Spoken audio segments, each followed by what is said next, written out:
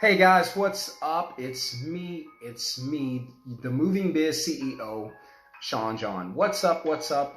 Owner and founder of JumpingJackMovers.com. And so I was thinking about this, and I guess, I don't know if I've ever shared this story. So I figured I'd come on here today. You know, it's a rainy day outside here in DFW. And so I figured, hey, why not just come on and share like one of my stories from my past. So, and for a lot of you, this is probably gonna be the first time you've heard this. Also, if you are new to the channel, come on in, welcome to the channel. Go ahead, smash that subscribe button down at the bottom, hit the thumbs up while you're down there, and welcome to the channel, man. So, and if you guys are coming back to the channel, thank you for subscribing. Thank you for being a part of this network. And because we want to build a platform here where movers can kind of hang out and learn from whether it be me or someone else we bring on, because I'm going to start bringing some of my students on, and we're going to talk about the coaching experience and how it changed their businesses. And so awesome news. The course that I've been working on is just about ready. So the course is gonna change your business as long as you learn and apply it. So I made it really easy to learn, to adjust, and then to go out and apply it to your business, so that you can, a year, 2 years from now, you can be in the position I'm in, where your business runs without you. You can sit at home, watch videos, play video games, watch movies, I don't care. Hang out with your family and friends, because that's the life you want to have. You want to be able to have time freedom and money freedom, do the things you like to do, and you want to be able to financially be able to buy the things you want to buy. And so that's what my training is about. It teaches you how to grow your business to a point where your business is making enough money to take care of your lifestyle and your family, to give you financial freedom, and to give you time freedom, which is the most important part, because the money you can get, again, the time you're going to run out of, you'll never be able to replenish it. So time is infinitely more valuable than money. But I teach you how to get both. And so it's a great course. It's the Millionaire Movers Mastermind. So that course is going to be off the chain.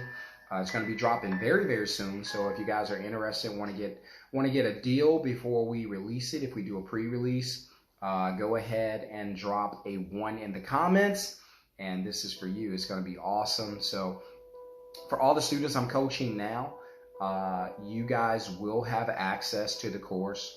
Won't cost you anything. You will have access to the course. That way you'll be able to keep going back, learning it, and applying it every time you need it. So I want you to have everything you need to make your business grow. So again, what's up to everybody who's new to the channel? I'm Sean John, founder, CEO of JumpingJackMovers.com. You can just call me the Moving Biz CEO. All right, and hit subscribe, hit thumbs up. Welcome to the channel.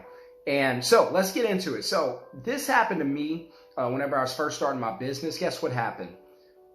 I almost went to prison. Right? And so how does this happen? All right. So I'll break it down to you. Now, this is I'm warning you. I'm giving you a warning up front. This is a crazy story. But if it happened to me, it can happen to any one of you. Maybe not the same way, because it's nuts. But what transpired, like some parts of it, can happen to you. So you need to guard from this, be very careful about this, and make good decisions, right? And so, all right, so whenever I first started my company, we were not here in Dallas like we are today. We were actually in Baton Rouge, Louisiana, which is where I grew up. And so my company was pretty young. I was just learning my way, trying to get business, trying to make more money. And so the hiring process wasn't there.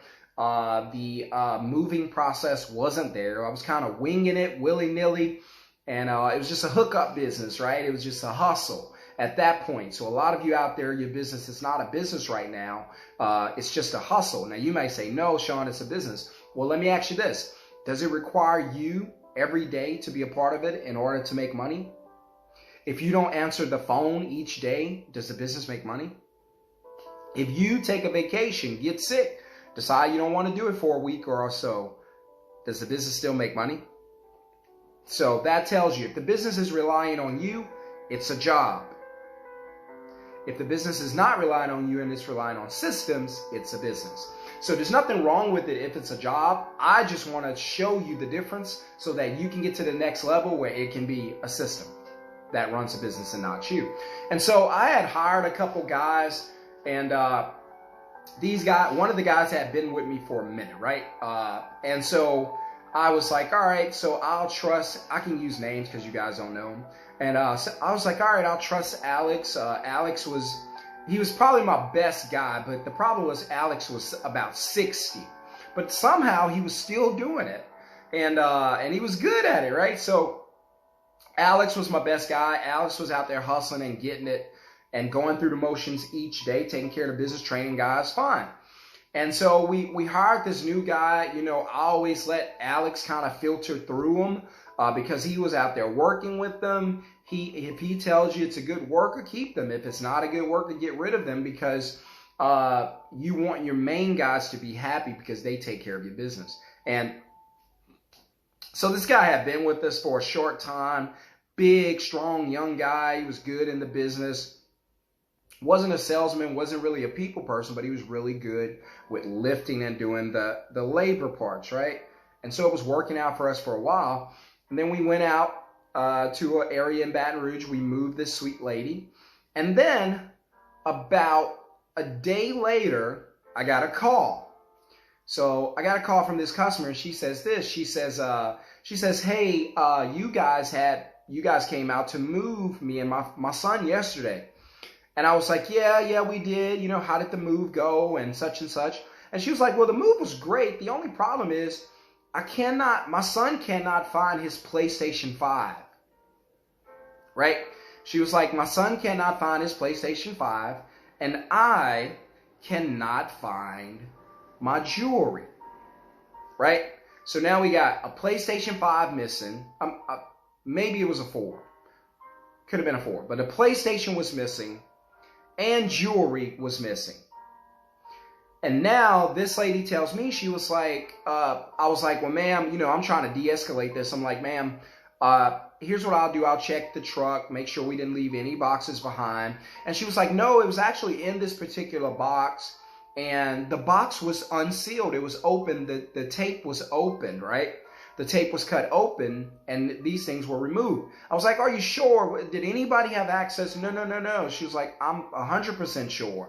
And she was like, you know, it was one of the last boxes that we filled, put all of our certain things in it, and they loaded onto the truck. I watched them get it. Everything went on there as it should have. Whenever it came off and got into the house, we did not have those things in the box. And the tape had been removed, right? So I'm like, all right, something is wrong. We obviously got ourselves in a bad spot. And so I hang up. Hey, ma'am, look, if you don't mind, give me just a few minutes. Let me try to get this issue resolved. Let's so we can locate your things. Now, I'm never saying somebody probably took it. I'm never blaming the guys. I'm not doing anything, because if you accept responsibility, then you might as well be guilty.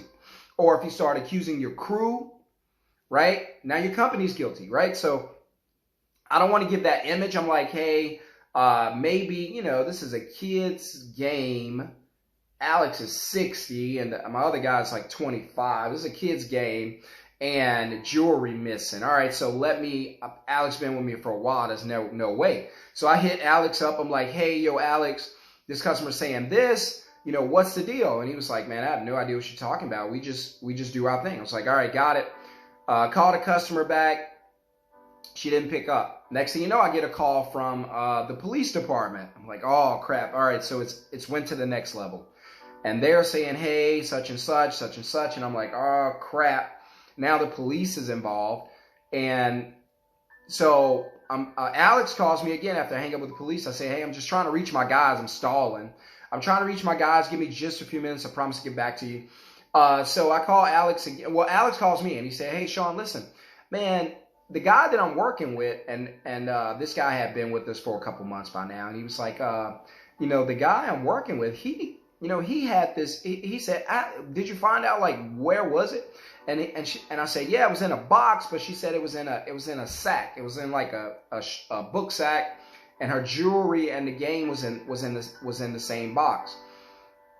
And he said, man, it's funny because he said, man, Ahmad asked me to pull over at a store, said he had to use the restroom.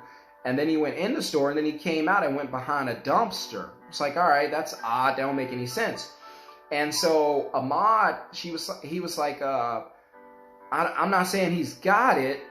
He was saying, but that did look kind of suspicious. And so I was like, okay, so so the police, I called them and told them the story, because I was like, hey, we may have a guy who may or may not have taken. I'm not sure. We're trying to find out. And so the police, so the store, the gas station, one of the ladies saw him on camera go behind there and throw a bag behind there, and then the movers left. I'm guessing he was going to come back and get it later, but he didn't want Alex to see it. So he went. They ended up leaving, but the young lady from the store went out to the dumpster, grabbed the bag, and brought it back inside the store, and found out that it was jewelry and it was a game piece, a game console. And so she called the police. So the police came out to the store. And the police wanted to know what happened. So they went through the whole story. Now, the guy who put it behind there wasn't there, right? So he wasn't there. And so here's what they did. They were talking to me. And so they were like, hey, look, that's theft. I know you're trying to run a business, but this ain't the way it's going. She wants to press charges. I'm like, oh my gosh, so I'm not taking a lick for something I didn't do. And that guy knows better. It's not a child. You don't steal people's items.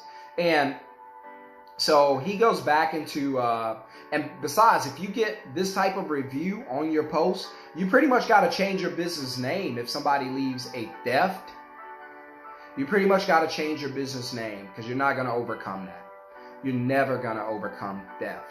There's a lot of things they can overlook, but they're not going to overlook you hiring crew that steal out of the house. Nobody's going to